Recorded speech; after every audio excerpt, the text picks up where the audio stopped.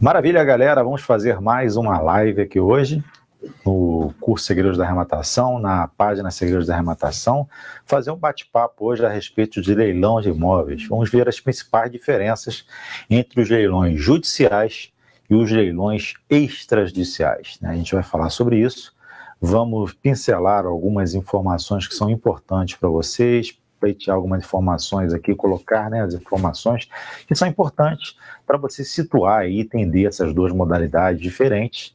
São bastante diferentes, a gente vai falar das principais diferenças. E se você, de repente, aí vai escolher, se você não participou de um leilão ainda de imóveis, você vai escolher por onde você vai começar. Se você vai começar pelos leilões judiciais ou pelos leilões extrajudiciais, né? E aí, enquanto isso, como sempre, nosso grande Matheus aqui está mandando a mensagem para a galera.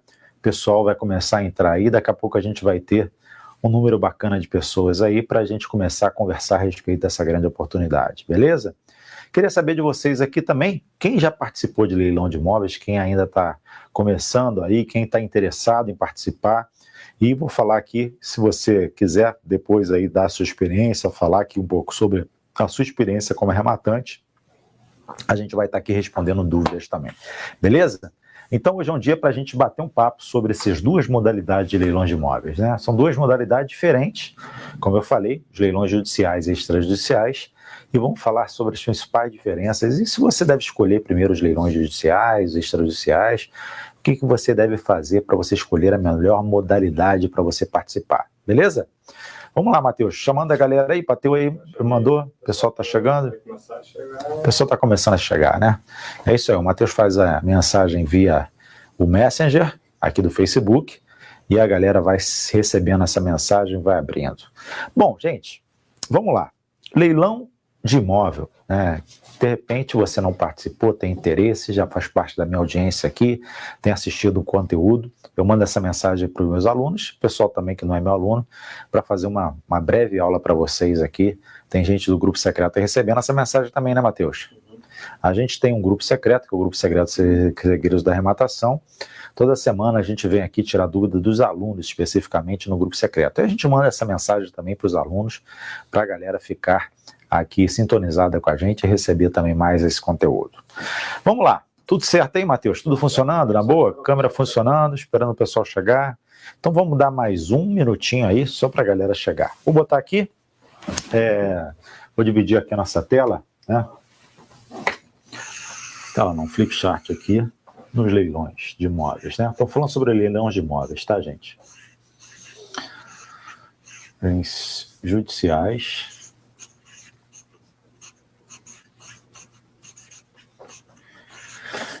e leilões extrajudiciais, tá bom?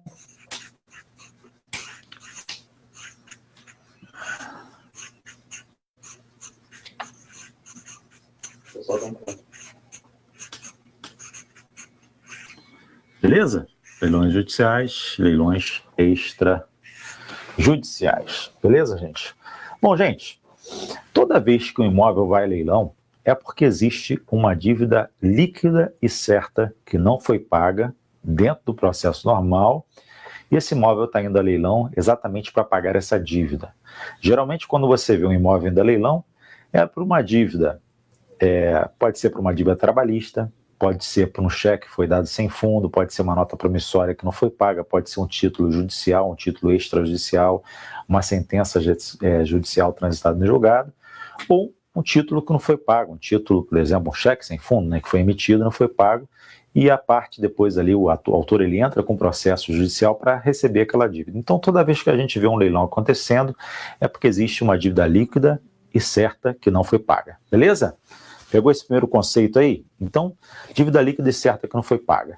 Agora existem duas modalidades de leilões, existem os leilões judiciais e existem também os leilões extrajudiciais. Os leilões judiciais são aqueles realizados dentro da justiça, tá bom? Dentro da justiça. Então a gente vai dividir aqui os leilões judiciais nos leilões que ocorrem dentro da justiça. Eu vou botar civil, justiça civil, tá? Ou justiça comum. Justiça trabalhista, tá?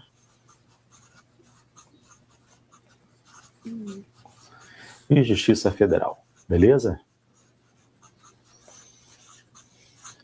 Então você vai encontrar leilões judiciais acontecendo provenientes da Justiça Civil, da Justiça Trabalhista ou da Justiça Federal, tá bom? Essas 3 esferas da Justiça promovem leilões todos os dias e, geralmente, esses leilões que acontecem aqui são provenientes de ações judiciais, né, que foram tramitadas em juízo, ou seja, elas aconteceram, e esse processo ele transitou em julgado, só que a dívida, o quantum de beatur, ou seja, o valor ali que está depositado, que teria que estar depositado para pagar aquela dívida, saldar aquela dívida, não foi pago. E o que acontece? O autor da ação, né, o autor réu, ele consegue achar um imóvel, um ou mais imóveis do devedor, e esse imóvel ele vai a leilão, né? Quando a gente está falando de leilão de imóveis, geralmente, né, o nome correto é praça, tá? Mas não tem problema, porque na verdade quer dizer a mesma coisa, só uma nomenclatura é mais específica, né? Uma nomenclatura correta é praça, quando um bem imóvel anda leilão. Então esse imóvel vai à praça para que se apure um valor, e esse valor apurado vai servir para solucionar a dívida, certo? Esse imóvel vai à praça, essa dívida uma vez, esse valor apurado, e esse valor vai ser apurado quando? No momento da venda do imóvel, né? Você vai no leilão, o que acontece? É uma disputa, né, de licitantes. Os licitantes, eles são pessoas ali cadastradas, e qualquer pessoa pode se cadastrar, por exemplo, você pode no site do leiloeiro fazer o seu cadastro de forma gratuita e participar do leilão. Se você for capaz, tiver mais de 21 anos, né, se você não for interditado, não for impedido de participar, você pode participar do leilão, tá bom? E qual é a vantagem maior de você participar do leilão? É você comprar um bem de alto valor com um desconto de pelo menos 50%. Essa é a grande vantagem, tá bom? Você comprar um bem com desconto de mais de 50%, né? E a lucratividade na compra e venda de imóveis está na compra, ou seja, você comprar pelo valor abaixo do valor de mercado, você tem a possibilidade de lucrar com a venda desse imóvel, já que você vai vender esse imóvel pelo valor de mercado, correto? Então, se você tiver um desconto de 50%, você tem chance de ter uma lucratividade média, pelo menos 50%, né? Se a gente conseguir comprar aí por 40%, 45% o valor de mercado, você tem chance de depois vender esse imóvel e colocar e apurar lucro, tá bom? Então, no leilão civil, trabalhista e federal, eles acontecem todos os dias no Brasil, diversos leiloeiros promovem esses leilões, e esses leilões acontecem continuamente, todos os dias, tá bom? De forma contínua, e esses leilões acontecem dessa maneira. De que forma? Através dos leiloeiros oficiais que promovem o leilão. Ah, Luiz, quais os custos inerentes ao leilão? Quais os custos que eu devo me preocupar? Bom, quando você fizer o cálculo no leilão civil, trabalhista ou federal, você tem que jogar ali, por exemplo, o custo inerente ao leilão que será de responsabilidade do arrematante. O ITBI, Imposto de Transmissão do Imóvel, quando você for fazer o registro do imóvel, a comissão do leiloeiro. Se tiver IPTU atrasado de responsabilidade do arrematante, você tem que calcular também. Se tiver outros custos, por exemplo, um condomínio atrasado, você tem que jogar numa planilha também para você ter certeza que você vai ter a lucratividade do imóvel. Ah, comprar um imóvel com grande desconto, é certeza que eu vou ter lucro? Não. Por que não é certeza que você vai ter lucro? Porque você tem que perceber realmente quais serão os custos daquele imóvel arrematado, juntando custos de comissão do leiloeiro de 5%, ITBI 3%, 2%, IPTU, né, atrasado, que pode ter R$1, R$2.000, tem que juntar esses custos todos para você ter certeza, se você vai comprar, ter certeza que você vai realmente lucrar com a sua oportunidade, tá bom? Então, vamos lá. Esses são os leilões aqui judiciais, aqueles realizados dentro da justiça. Acabei de falar com você, o civil, né, causas aí de, por exemplo, uma dívida, né, uma dívida comum, uma dívida de um contrato, por exemplo, discutido na Justiça Civil, um cheque sem fundo, uma nota promissória, tudo isso é discutido na Justiça Civil. Justiça Trabalhista são leilões que acontecem na Justiça do Trabalho. Ah, me dá um exemplo de leilão que acontece na Justiça do Trabalho, como é que isso acontece, Luiz? Você sabe, deve saber pelo menos, que na Justiça do Trabalho são discutidas as causas de natureza trabalhista, ou seja, relações de emprego, né, de empregados, né, que vão na Justiça requerer os direitos trabalhistas. Se esses direitos não foram pagos a contento, a pessoa vai na Justiça do Trabalho para requerer. E a mesma coisa acontece como na Justiça Civil, né? Vai ter um título lá judicial, uma sentença transitada julgada. Se essa sentença transitada julgada não for paga essa dívida trabalhista, se for achado algum imóvel dessa empresa, esse imóvel poderá ir a leilão para pagar a dívida que o trabalhador tem direito. Tá bom? Esse é um exemplo da Justiça Trabalhista. Justiça Federal, por exemplo. Vamos dar um exemplo aqui normalmente. São causas contra a União, né? Por exemplo, essas causas de aposentadoria, causas contra a União, por exemplo, causas contra a Caixa Econômica Federal também. São processos que eles correm dentro da Justiça Federal, tá bem? Então, vem dívidas de impostos, por exemplo, federais, né? Dívidas de INSS, dívidas de imposto de renda, são cobradas normalmente dentro da Justiça Federal e também fazem acontecer os leilões, tá bom? Acontece o leilão também na Justiça Civil, na Justiça Trabalhista e na Justiça Federal.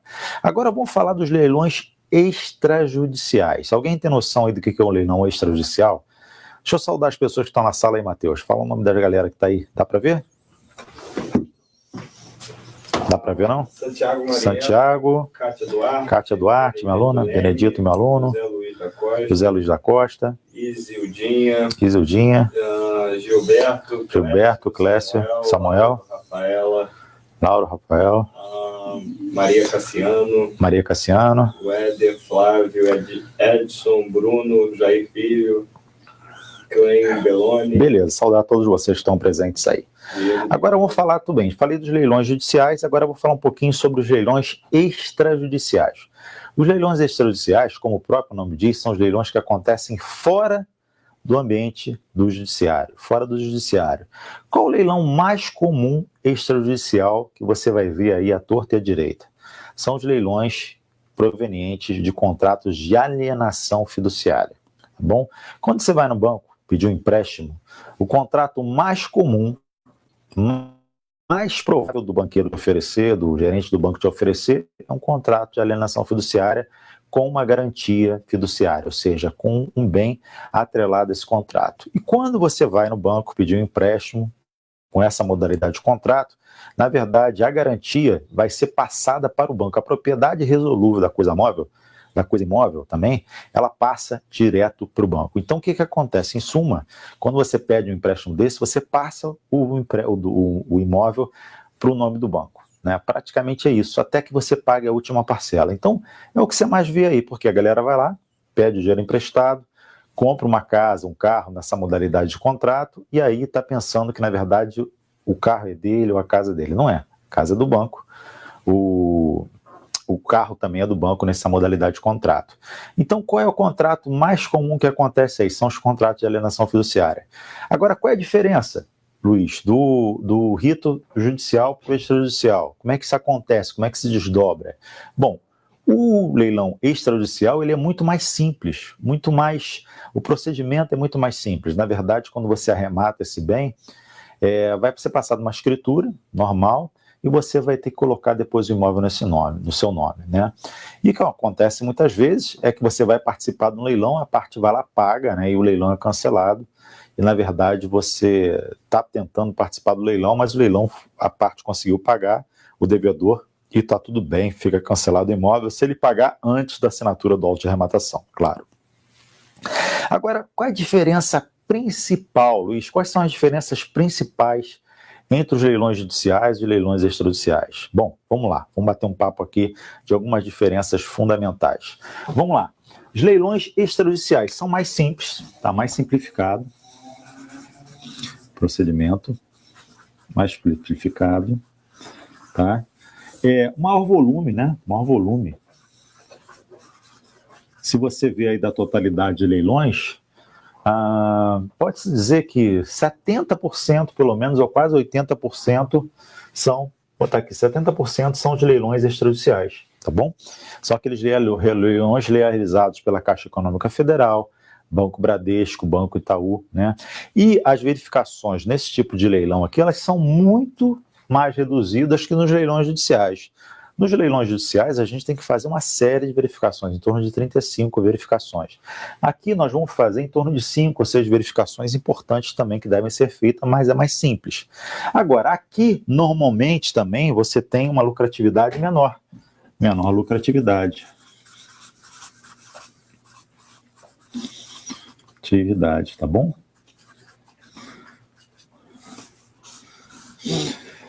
Menor lucratividade e também procedimento mais simples, maior volume, menor lucratividade, mas tem uma grande desvantagem também, que eu considero uma desvantagem forte. Que desvantagem é essa? A maior competitividade, maior concorrência, tá bom? Concorrência. Tá? Ah, Luiz, qual o leilão que eu começo a arrematar? Eu vou no leilão judicial ou no extrajudicial?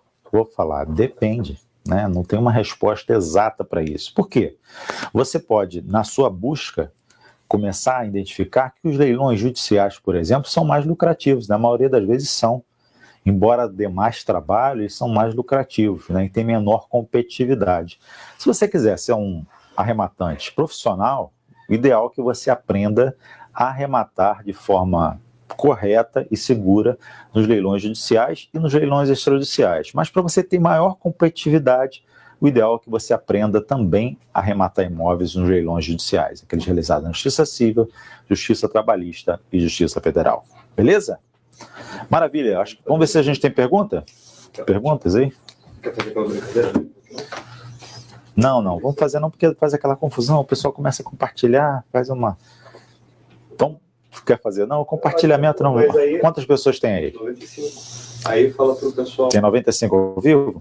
Aí fala pro pessoal clicar no... mandar mensagem pra página, porque aí eu não interago aqui com ninguém, entendeu? Então vem cá e bate esse papo aqui, você que vai falar isso. Não, vai falar assim, você fala, você que vai dizer, ó, vamos fazer isso, compartilhar... O Matheus está querendo dar um e-book para vocês aqui da Caixa Econômica Federal para quem compartilhar. Aí depois ele fica lá tentando mandar. E na última vez que a gente tentou fazer isso, ele pegou o meu Facebook e começou a mandar pela minha página, pela minha mensagem. Aí o Facebook falou o quê? Falou o seguinte: você está fazendo spam? Não pode? Bloqueou minha conta, eu tive que reativar minha conta. Então não quero que ele faça hoje aqui. Se você quiser dar, vai compartilhar? Quem compartilhar ganha o e-book, é isso? Compartilhar ganha o e-book, mas tem que entrar em contato com a página. Tem que entrar em contato com a página Segredos da Arrematação. Então bota o link da página. Tá. Não, mas a live é direto da página. A live é direto da página? Então, olha só. Quem compartilhar vai ganhar um e-book da Caixa Econômica Federal, leilões da Caixa Econômica Federal. Porém, depois que você compartilhar, você tem que mandar uma mensagem inbox para a página dizendo o seguinte: eu compartilhei. Aí o Matheus vai ver lá, confirmar que realmente você compartilhou e vai mandar o e-book da Caixa Econômica Federal. Beleza? Dessa forma, Matheus? Começou já? Começou. Você gosta dessa brincadeira, né? Que o pessoal fica compartilhando. Matheus adora fazer essas brincadeiras. Vamos lá. Então vamos lá, vamos botar as perguntas aí. Dá uma empurrada aí, fala se quem tiver pergunta, que agora é a hora. Então, o Matheus falou o seguinte, ó. Vamos fazer as perguntas. Então, galera, sobre leilão, diferença... Hoje eu queria que vocês fizessem perguntas a respeito de diferenças entre os leilões judiciais e extrajudiciais. Perguntas referentes a esse ponto aqui, para a gente poder explorar esse ponto aqui e deixar vocês feras aí a respeito dessas duas modalidades diferentes. Antes de começar, tem a minha pergunta. Qual é o seu preferido? Meu preferido? Eu gosto mais dos leilões judiciais. Com certeza o pessoal está pensando. O Matheus perguntou assim: Luiz, qual é o mais preferido? Eu gosto mais dos leilões judiciais. Por que os leilões judiciais eu gosto mais? Porque, embora exija mais técnica, dê mais trabalho, dá mais lucro. Então, os leilões judiciais, no meu modo de ver, são os leilões que eu gosto de participar. Né? São os leilões onde qualquer pessoa aprende a fazer as verificações necessárias, mas são os leilões mais lucrativos. Os leilões extrajudiciais são mais simples, tá bom? Procedimento mais simples. Vamos lá. Elivaldo, grande Elivaldo, beleza, Elivaldo? Ele ainda continua ganhando lá no Apoio. Hã? Ele continua ganhando lá no Apoio. Mas vamos fazer uma campanha da Pivara essa semana, a gente vai fazer uma campanha. Vamos fazer uma campanha do e-book? Já tá no ar. Não tá rolando ainda. Qual? Não, o anúncio não, tem que fazer um anúncio. O anúncio não, isso. Tem que botar um anúncio. Vamos lá. Vamos fazer vamos fazer, depois a gente conversa sobre isso. Vamos lá. Professor, nos leilões extrajudiciais, o devedor deve ser intimado da data de todos os leilões. Se ele for intimado da data do primeiro leilão e não houver lances, ele deve ser intimado dos leilões subsequentes? Vamos lá. Leilão o quê? Judicial ou extrajudicial? Não, leilão extrajudicial, na verdade, o que acontece? O leilão extrajudicial, fora da justiça, o devedor, ele tem que ser notificado para que ele tenha direito de purgar a mora. Ele tem que ter direito de fazer o pagamento do que é devido, tá bom? Essa falta de intimação pode gerar uma nulidade, né? Então, no leilão extrajudicial, o devedor tem que ser intimado para que ele possa, muito importante, ele possa fazer o pagamento do que é devido. Qualquer pessoa, né? Imagina você na situação do devedor, né? A pessoa está devendo lá, ela tem que ter a chance de pagar. E quanto mais chance, melhor, né? Porque a pessoa, na verdade, ela não está deixando às vezes de pagar porque quer deixar de pagar, porque não pode. Então, a tentativa de conciliação deve existir. Gente, leilão é uma medida extrema, né? É uma medida extrema e tem que ser obedecida a norma legal para que ela aconteça. Ou seja, ninguém pode perder um bem à toa, né? Por qualquer motivo. Geralmente, os leilões extrajudiciais, o que eu falei hoje, são provenientes de contratos de alienação fiduciária. Nesses contratos de alienação fiduciária, tá? Se você olhar lá a lei, tá, de alienação fiduciária, ela tem especificamente nessa lei a forma, o modus operandi que tudo acontece. Então, na verdade, o devedor ele tem que ser intimado para que faça o pagamento, tem que ser notificado, tá bom? A lei agora ela está um pouco mais... essa necessidade de o devedor ser intimado pessoalmente já está valendo, por exemplo, a intimação através do porteiro, né? Se ele receber lá já está intimado, e dá chance suficiente para o devedor pagar a dívida, né? E depois que for intimado não tem mais o que reclamar. Beleza? A não ser que tenha alguma possível nulidade a ser arguída dentro do contrato que foi realizado. Ou seja, se alguma taxa indevida foi cobrada, você pode pedir uma revisional de contrato, que é muito comum na área dos leilões extrajudiciais. Mais uma razão porque eu gosto também dos leilões judiciais. Cássio Vettorazzi. Grande Cássio. Direito de propriedade, fale um pouco sobre isso. Direito de propriedade. Bom, olha só, Cássio. Aqui, o direito de propriedade é um direito constitucional, né? Um direito constitucional garantido pela nossa Constituição Federal. Então, o direito de propriedade, ele é garantido pela Constituição, garantido pelo nosso ordenamento jurídico, e eu acho que ele tem que ser cada vez mais protegido. A pessoa que tem uma propriedade, ela tem o direito de usufruir da propriedade, de dispor da propriedade, ela tem os direitos plenos sobre aquela propriedade, né? Então, o direito de propriedade é um direito que deve ser garantia constitucional, é uma garantia constitucional, é uma garantia também atribuída às leis federais. Então, o direito de propriedade, você tem o direito de uso, de gozo, o direito de usufruir, de dispor, de vender, né? São direitos plenos da propriedade. Quando o imóvel leiloado, como eu falei, é uma medida extrema, né? E o direito de propriedade, ele vai ser... esse direito de propriedade, a pessoa vai perder a propriedade porque existe uma dívida líquida certa, e para que ela disponha desse direito de propriedade, tem que ter um procedimento adequado e próprio sobre isso, tá bom? A gente pode, depois de uma próxima aula, numa live, quem sabe, já que você bota esse tema aí para a gente falar, Matheus, eu gosto de pegar esses temas assim, e a gente fazer uma aula específica sobre uma pergunta que vocês colocaram. Direito de propriedade é interessante. Beleza? Para eu fazer uma aula específica sobre isso. Legal. Boa. Dá uma avisa aí a galera, que todo mundo que compartilhou para mandar mensagem para a página. O Matheus está falando o seguinte aqui, ó. Todo mundo que compartilhou, manda uma mensagem inbox para a página, tá bom? Seguidores da Arrematação, para o Matheus saber que é você, porque a gente não pode mandar esse link direto pelo Messenger sem você ter entrado em contato antes, porque o Facebook encara isso como spam, né? E dá ruim. Beleza? Vamos lá, Dionísio, aqui, ó. Leonardo Miranda. Uhum. Depois de arrematar o imóvel no leilão judicial, quanto tempo depois posso vender o imóvel? Leonardo, boa pergunta, Léo. Olha só, quando você arremata o imóvel no leilão judicial, você vai ser o vencedor da licitação. né? E nesse caso, você tem que pedir 2 documentos muito importantes. O primeiro documento é a carta de arrematação, o segundo documento é o mandado de admissão na posse, né? Se o do imóvel está desocupado, você com mandado de admissão na posse, você já vai lá e resolve o problema, já entra no imóvel que você tem a ordem judicial. Se o imóvel está desocupado, você tem que tomar as medidas cabíveis para fazer a desocupação, e aí vai depender se você está no leilão judicial ou extrajudicial, o procedimento é diferente entre um e outro, tá bom? Mas, normalmente, você pede a carta de arrematação, essa carta de arrematação é emitida mais ou menos em 30 a 45 dias, e depois você vai fazer o registro da carta de arrematação. Se o imóvel está desocupado, você vai entrar na posse do imóvel em 45, 50 dias, vai fazer a registro da carta de arrematação e vai ter a carta de arrematação em mãos. Normalmente, tá, é um período normal que acontece entre 90 e 120 dias, mais ou menos, é o período que normal para você legalizar, fazer toda a legalização do imóvel, e o imóvel está pronto para vender, né? Tá bom? Mas depois depende, né? Depende do procedimento, mas vou botar 90 a 120 dias, é um prazo razoável. Mas tem a pergunta. Vamos lá. Walter Cia. Luiz, quais são as verificações necessárias? Valdeci, olha só. Verificações necessárias a gente faz em vários documentos do imóvel, tá? Eu faço verificações necessárias nas intimações necessárias, na matrícula do imóvel, no laudo de avaliação, nas penhoras pendências, hipotecas. Eu não tenho como falar isso aqui numa aula de 1 hora nem 2 horas. Para você ter uma ideia, essas verificações a gente vê todas elas no curso avançado de Segredos da Arrematação, e eu levo mais ou menos, talvez aí, mais 8 aulas de mais de 1 hora para explicar todas as verificações e dar uma aula sobre isso, tá bom? Então, eu não consigo aqui num período de tão curto dar uma aula para você explicando todas as verificações necessárias, porque nem todas as verificações necessárias são necessárias em todos os processos.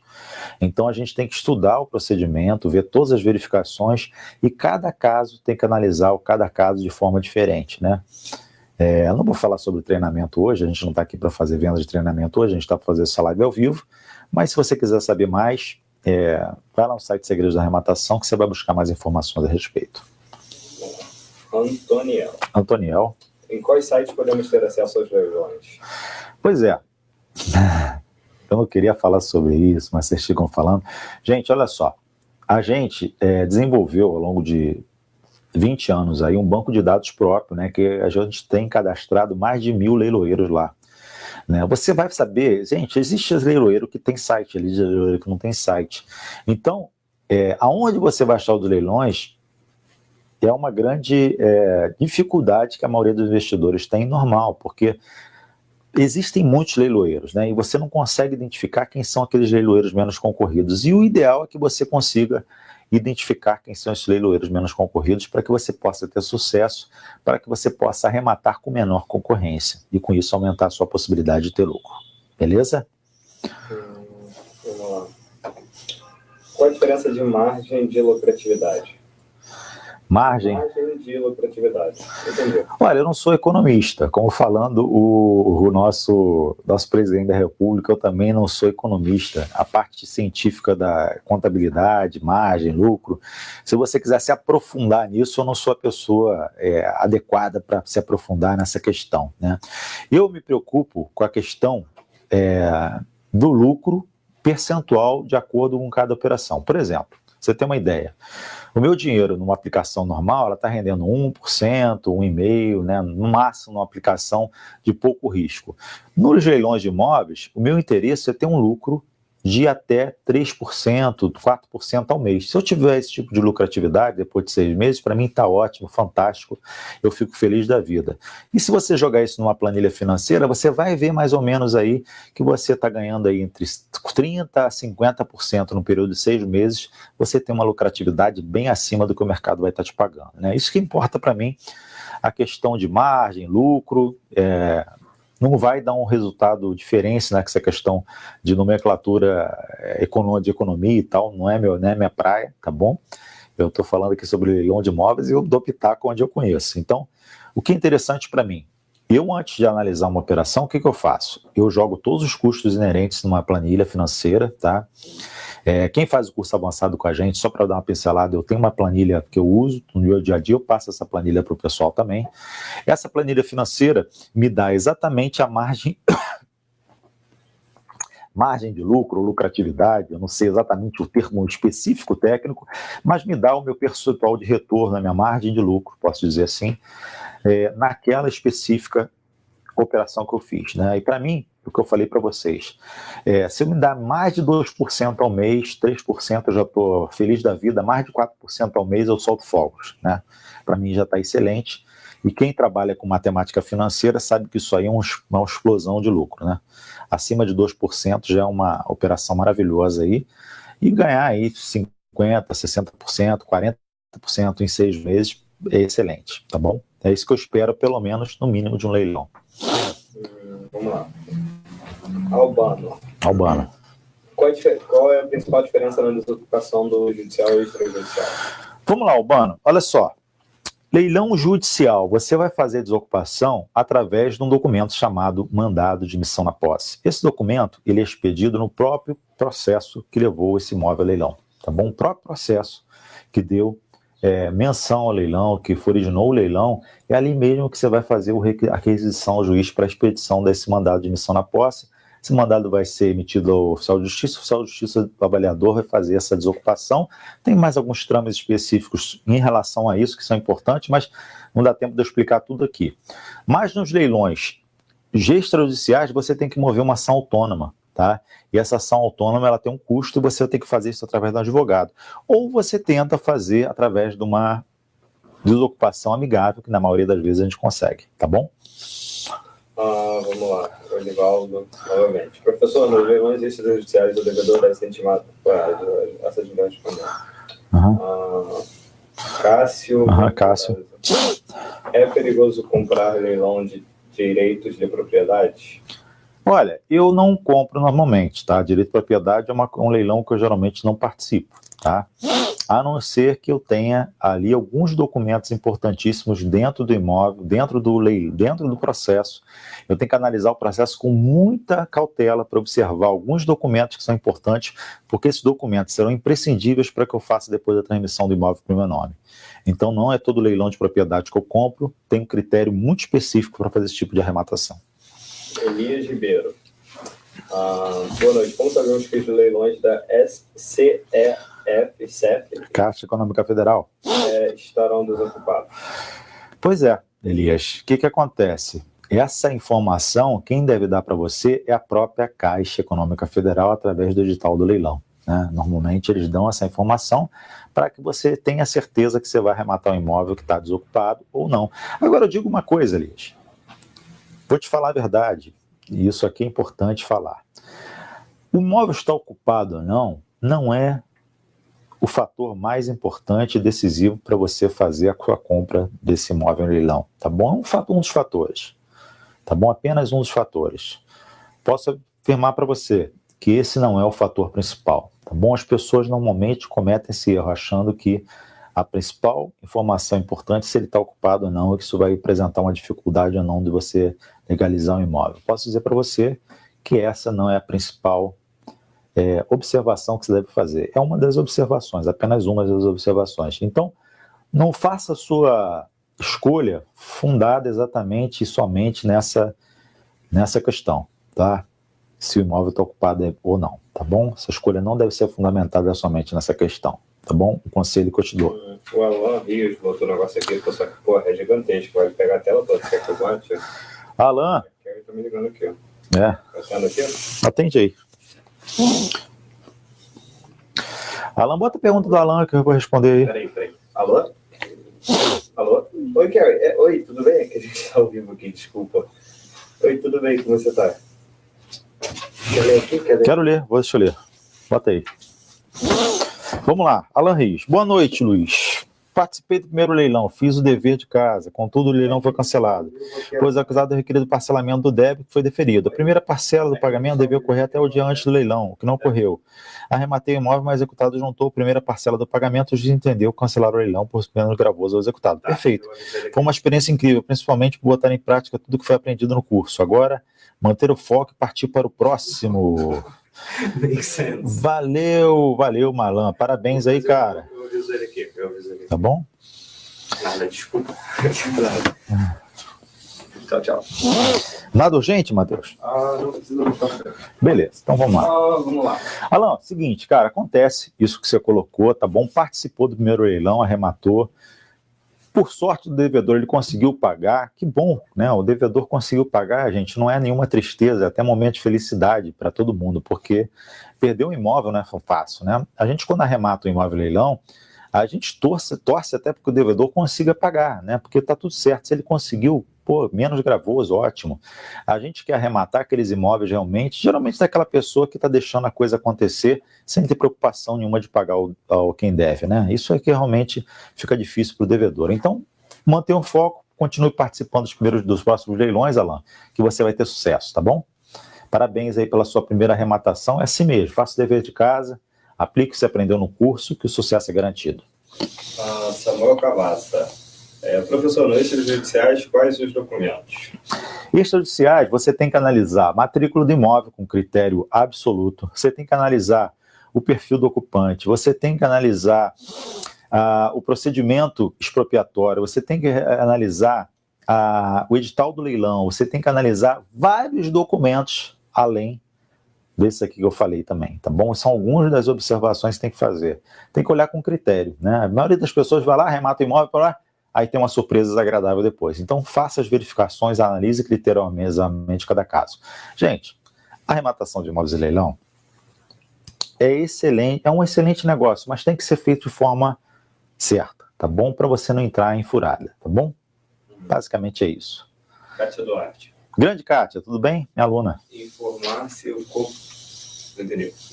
coproprietário teria que ser obrigatoriamente intimado da data do leilão ou apenas da penhora já seria o suficiente? Não, da data do leilão também, tá? Da data do leilão também. Ele tem que ser intimado do leilão, todo o procedimento expropriatório, Kátia. O proprietário, na verdade, ele tem que passar por todo o procedimento que o proprietário passou. Tá bom? Por quê, gente? O que a gente quer evitar com isso? A gente quer evitar uma possível arguição de nulidade e uma demora do contrato, do processo, tá bom? Do processo em si. O coproprietário tem que participar de tudo, tem que saber que data que o leilão vai acontecer, tem que ficar ciente de tudo que está acontecendo no processo. Tá bom, Kátia? Tem um gigantesco aqui da Helenice. Rapaz. Deixa eu até dar uma... Quer que eu leia aí? Quando sai tudo assim, eu vou lá e vou ler. Helenício de Sá Andrade, vamos lá, de Sá Almeida. Quando arrematei um imóvel leilão, quem arrematou fica responsável pela dívida de IPTU dos anos anteriores à data do leilão, ou seja, arrematei um imóvel em 2011. Só agora consegui esse ano pegar a carta de arrematação, pois o proprietário entrou notícia para um leilão judicial que só tem dívida de IPTU desde 2002. Agora eu sou obrigado a pagar essa dívida? Helenice, o que você pode fazer? Você pode fazer o seguinte, olha só. Você pode pedir para que as dívidas de IPTU pendentes sejam pagas com o produto da arrematação, tá? Até porque você não usufruiu o imóvel esses anos todos. Então, você vai fazer esse requerimento ao juiz para que você possa ter economia, né, processual, economia aí desse pagamento desse IPTU. Cabe ao juiz deferir ou não, tá? Uma coisa que é importante você saber é se consta o artigo 130, parágrafo único do Código Tributário Nacional, no edital do leilão, que dá a garantia que os débitos de IPTU sejam pagos com o produto da arrematação. Tá bom? Então tem que estudar direitinho isso aí, né, Liz? Mas é um processo interessante para a gente analisar. Clem Beloni, nos leilões judiciais de imóveis, como funciona para arrematar? Judicial. Leilão judicial, ele acontece dentro da Justiça Civil, Trabalhista ou Federal. Quem realiza esses leilões são leiloeiros oficiais, através do site de leiloeiros. Antes de você analisar, verificar e por participar de um leilão desse, você tem que analisar alguns documentos muito importantes. Documentos esses que vão estar na matrícula do imóvel, edital do leilão, laudo de avaliação, entre outros documentos, intimações necessárias, todos os documentos auto de arrematação, vários documentos que você tem que analisar antes de arrematar o imóvel em leilão, para ver se tem alguma incongruência, alguma possível nulidade ali que possa prejudicar depois a expedição da carta de arrematação, atrasar a expedição da carta de arrematação, mandada de admissão na posse. Quando não acontece, não faz isso, qual é o problema que você pode ter? Você pode ter o problema, como a Eunice acabou de falar aqui, e ela teve um processo que se arrastou durante muitos anos, e normalmente você consegue analisar se esse processo ele vai acontecer isso, se arrastar por muitos anos ou não. E existem alguns pontos básicos que devem ser verificados e você pode prever. O importante é você saber o que vem pela frente e ter a previsão certa. Vamos lá, Leonardo Miranda. Leonardo Miranda. Se o imóvel estiver ocupado e for arrematado no leilão judicial, dizem que via administrativa consegue-se fazer a usurpação em 15 dias. É verídico? Sim, às vezes por via administrativa, através de um procedimento próprio e bem estruturado, você consegue fazer desocupação de forma amigável, sim, tá? É preciso ter técnica correta para fazer isso. E é preciso documentar isso de forma muito clara, porque esse documento, se você fizer essa mudança, né, essa desocupação administrativa, ela tem que estar documentada para caso depois haja algum problema, você possa comprovar o que você tentou fazer, né? Documenta tudo, tá bom? Jesuel Pedro. Josuel. Geralmente, qual porcentagem máxima se paga um imóvel do seu valor total? Não entendi muito bem essa pergunta. Geralmente, qual porcentagem máxima se paga em um imóvel do seu valor total? Porcentagem máxima quando se arremata em imóvel leilão, os custos que você tem? Acho que ele quer saber tipo, quanto que ele paga do valor inteiro do imóvel. Tipo, se a casa custa $1 milhão, quanto que você paga no imóvel, no leilão? Você vai ter um desconto, depende do que o edital falar. Tem imóveis, por exemplo, na Justiça do Trabalho que vão a leilão por 30% do valor de mercado, 40% do valor de mercado. Mas geralmente 50%, 60% de desconto. Só que muitas vezes o laudo de avaliação está desconexo com o preço do imóvel no mercado. É essa análise criteriosa que você tem que fazer também. Beleza? É cada caso. Como é que é o nome dele? Jesuel. Josuel. Ih, Jesuel, né? Legal. Sandro Freitas. Grande Sandro. Boa noite. No leilão do TRT, o parcelamento só é aceito pelo valor de avaliação? O TRT, Tribunal Regional do Trabalho, de que região que você está falando aí? Né? De segunda região, primeira região? Tem que dar uma analisada nisso. O que acontece, gente? O parcelamento, ele é uma inovação do novo Código de Processo Civil, né? E esse parcelamento, ele é deferido, né, no pagamento, e ele é observado caso não haja licitante na primeira e na segunda praça, tá bom? E quando, na verdade, ocorre o parcelamento, tem dois momentos. No primeiro leilão, você pode fazer o parcelamento da proposta pelo valor de avaliação e até o início do segundo leilão por 50% do valor da avaliação, né? Ou de acordo com o que tiver no edital. Então é preciso observar cada caso aí e analisar com bastante critério. Boa noite, Luiz. Você tem algum blog que pode ser vendido as informações onde vai ter leilões? Não. Eu tenho o meu banco de dados próprio, que é o banco de dados Leilões Flix, que a gente tem o site de todos os leiloeiros ali, tá bom? Mas geralmente, administrar essas informações todas, elas não são tão fáceis de administrar assim, né? Porque os leilões, eles não acontecem de forma sequencial, né? Tem um procedimento próprio para cada leilão, e cada leilão ele tem um tempo necessário de amadurecimento do procedimento para que ele venha acontecer. Amadurecimento que eu falo são os procedimentos judiciais que devem ser adotados para que o leilão possa acontecer sem nenhum tipo de nulidade, tá bom? Então vai variar muito. Hoje você tem várias informações desconexas na internet, mas é difícil você pegar um blog ou um site que tenha todas as informações contidas num ambiente só, né? Vamos lá. Jerry Corolla. Jerry, sei lá. Em um leilão extrajudicial, temos que obter previamente as certidões do fiduciante. Leilão o quê? Extrajudicial, temos que obter previamente as certidões do fiduciante. Quando você faz um leilão extrajudicial, quando você participa do leilão extrajudicial, você vai fazer a arrematação no site do leiloeiro, você vai buscar informações super importantes a respeito desse procedimento, né? Essas informações são vários documentos que estão no site do leiloeiro, fora do site do leiloeiro também. Essas certidões aí, você vai requerer no momento que você fizer a transmissão do imóvel, né? O leilão ele é como se fosse uma aquisição originária, né? E essa aquisição de direito originária, ela vai acontecer dentro de um procedimento próprio, inerente ao próprio leilão, né? Então, cada procedimento ele é um procedimento único e cada cartório também é um cartório único que vai exigir documentações que não são iguais de um cartório para o outro, porque as exigências, às vezes, elas não são formalizadas da mesma forma. Beleza? Gente, olha só, Matheus, última pergunta aí que eu tenho que ir no próximo, a gente volta aqui essa semana ainda para fazer mais um live com vocês, tá bom? A última perguntinha aí, para a gente poder responder. Deixa eu ver quem não tem. Vou responder só mais uma, tá, gente? Que eu vou ter que ir, mas essa semana a gente volta para um outro live ao vivo, bater esse bate-papo com vocês. Muito bom fazer isso.